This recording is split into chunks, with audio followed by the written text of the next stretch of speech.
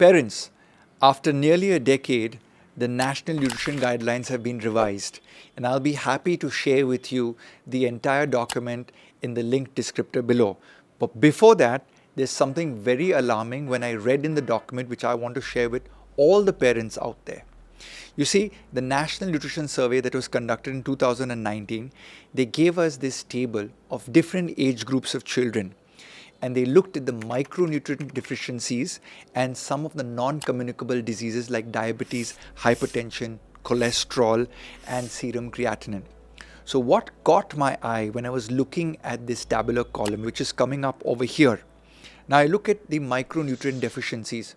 Folate, which is vitamin B9, very responsible for brain development and prevention of depression in children, was at a whopping 36% of the population in the 10 to 19-year-old.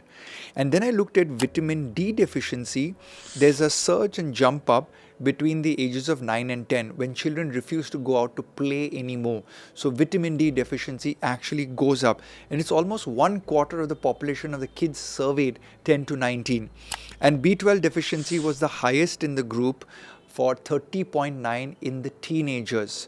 Now, if you're a vegetarian kid, you're going to have a higher propensity or statistical chance of you being deficient in vitamin B12. So parents, where am I going with this?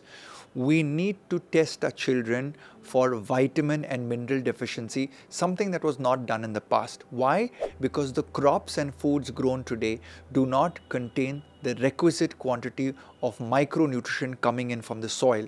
So I was alarmed, tested my kid, guess what? Vitamin D deficiency, vitamin B12 was low. So what do? I increase those foods which are there with vitamin B12 and vitamin D. But the other part that also was very, very worrying for me as a father, and you should be worried if you are a parent, that pre-diabetes was 10% of the population, which means our youngsters are eating too much of processed foods. They are conning us parents to taking them out more often. When they go out, they eat more junk food. And when I go to the cafes in my city, I see so many teenagers sitting in the cafes and having all of these beverages with copious amounts of sugar in them. Because you know what? The restaurants and the cafes know that if they don't put a lot of sugar in this item, the children, which is the teenagers, will not have it, and they won't keep coming back to that place. So in addition to this, bad cholesterol, LDL cholesterol at 28.2%. Parents, are you with me on this? We don't test our children for nutrition.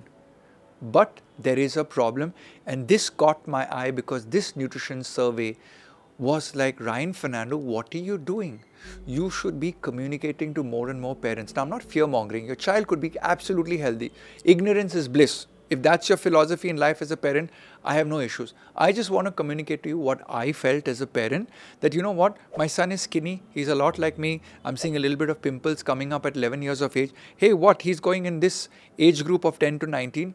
Maybe as a father, not as a nutritionist, I need to do something about his diet, his food, give him better food, maybe a nutritional supplement, and not these gummy bears which have a lot of sugar in that. So if you want to get more information about what are the foods that you should be feeding your child, then there will be a link in my description where you can fill out the form, and me and my team will reach back to you with not only this book about which are the foods that you can feed your kids, but also which blood test you could possibly do for your child.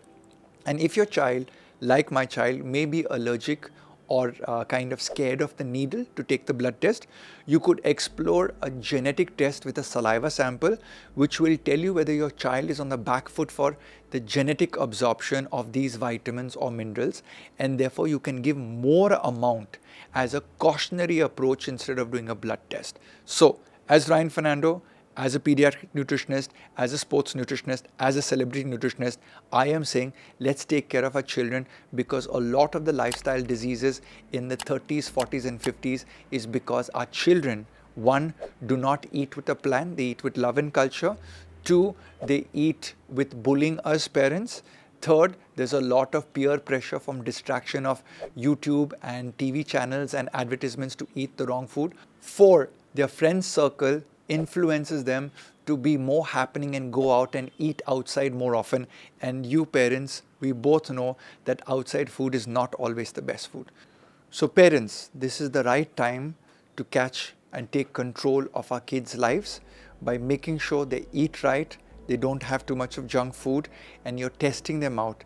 And if you make these course corrections now, they will develop lifelong adult-based habits in their childhood of eating correctly for a better health.